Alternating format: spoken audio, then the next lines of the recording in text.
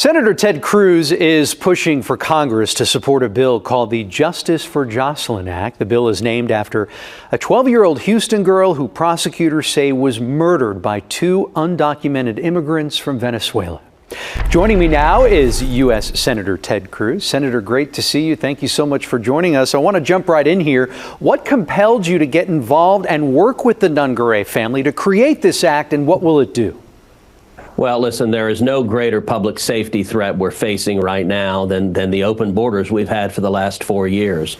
And we have seen all across the country victims of violent crime, victims of murder and sexual assaults, and all sorts of horrific crimes from violent criminal illegal aliens released by Joe Biden and this administration. That is going to end on January 20th. On January 20th, we're going to secure the border.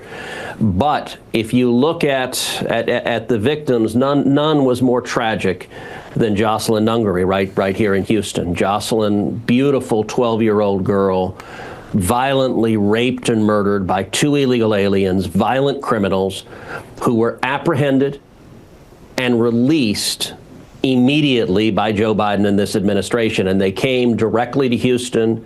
They kidnapped and raped and murdered that beautiful little girl. And what is so infuriating, Andy, is that crime was preventable. It should never, ever have happened.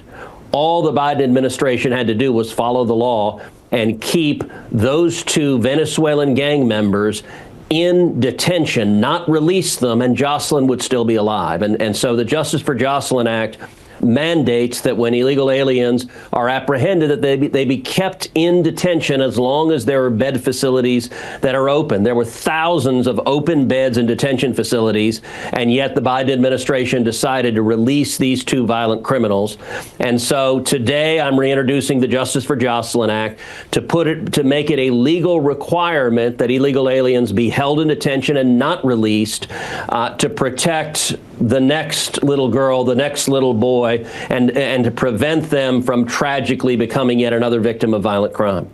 So back in July, it was introduced but didn't make it through a committee. How are you working to build consensus across the aisle?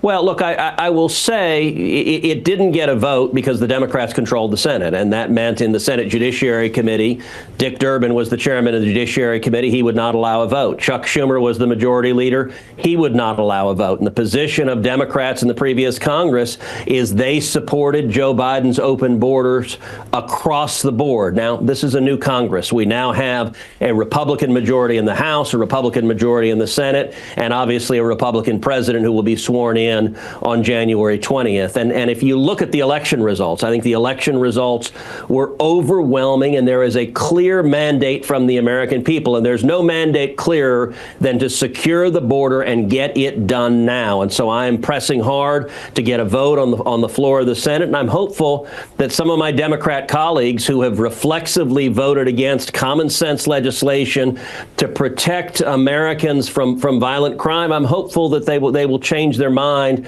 and decide to do the right thing and protect our kids and protect our families.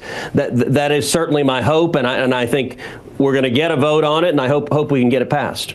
There's another component to this. There's a curfew aspect to this bill, and it was proposed by Jocelyn's grandfather. Tell us about that.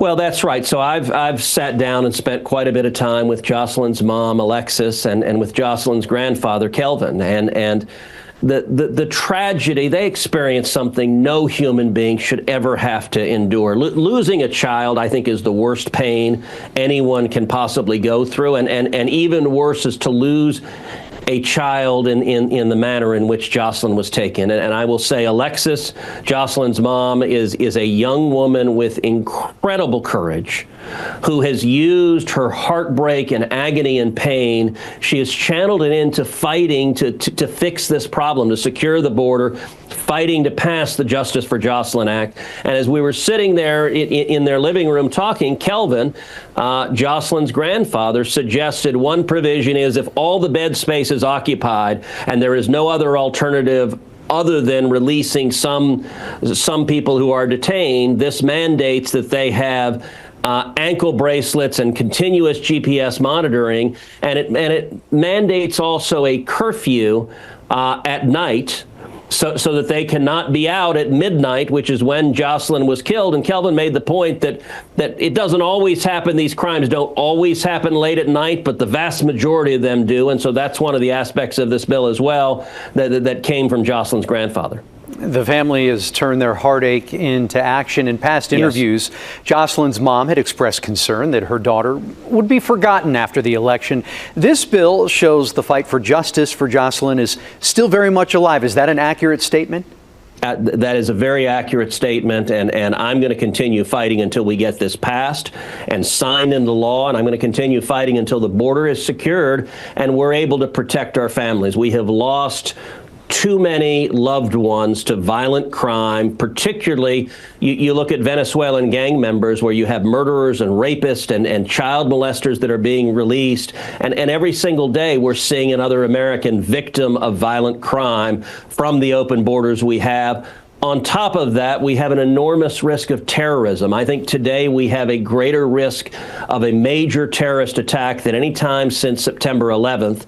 And the open borders we have are an invitation for terrorists to come across our southern border and target innocent Americans. We have got to secure the border and keep people safe. And I'm going to keep fighting for Jocelyn. And I've told Alexis and Kelvin, I just admire the courage they have shown so much. Look, I would understand it if Alexis just curled up in a ball and wept, losing your child in such a horrific way. And she has a strength somehow to keep on fighting and to fight for Jocelyn's memory, to make a difference. She knows she can't bring Jocelyn back, but with Alexis's leadership, hopefully we can stop another little girl, another little boy from becoming a victim of another horrific crime like this. Yeah, she certainly is waging a courageous battle. Before we let you go, I want to ask you about the Laken Riley Act. The Laken Riley Act passed the House of Representatives Tuesday afternoon, named after a nursing student who was killed by an undocumented immigrant while jogging on the University of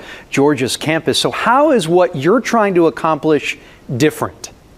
Well, they're addressing different aspects of the same problem. The Laken Riley bill we're going to vote on today, and I think there's a very real chance that the Senate will take up the Laken Riley bill. Now, that takes 60 votes. That means we need to get 7 Democrats to vote yes, but a number of Democrats have publicly come out supporting the bill. They didn't used to in the prior Congress, but I think there's a very good chance they will vote today to take up the bill. The Laken Riley bill requires the detention of illegal immigrants who have criminal convictions in their past. With Laken Riley's murderer, in that case, he had a criminal conviction. He clearly should have been detained. It also includes a provision allowing state officials to sue the federal government if the federal government is refusing to follow immigration law and citizens of the state are injured. I think Laken Riley bill is common sense legislation. Laken Riley, like Jocelyn, like Rachel Marin,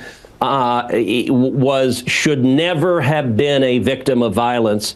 And I'll tell you, if we get the Laken Riley bill passed, it gives me greater optimism that we will also get justice for Jocelyn passed, that the same Democrats who are realizing that their party was wrong on these open borders. I hope my colleagues on the other side of the aisle will listen to the voters who spoke clearly and unequivocally. If you look across the country, at the presidential election, Donald Trump won the popular vote nationally. Of the 7 battleground states across the country, Donald Trump won all 7. You look at the state of Texas. In Texas, I was Chuck Schumer's #1 target. My race was a $250 million race, $250 million. They threw everything they had at us. And I ended up winning by 9 points, winning by 1 million votes statewide. And I'll tell you something, Andy, that I'm particularly proud of. I won Hispanic statewide by 6 points. And the Rio Grande Valley, which, as you know, has been bright blue for 100 years, the Rio Grande Valley flipped red. That is a generational change, profoundly important for Texas. And nothing was a greater impetus for that flip than the open borders we've seen for the last 4 years. And so I hope my colleagues look at the clear results of the November election and listen to the voters who want to keep their families safe and want to secure this border. U.S. Senator Ted Cruz of Texas, we appreciate your time this afternoon. Thank you so much. Thank you.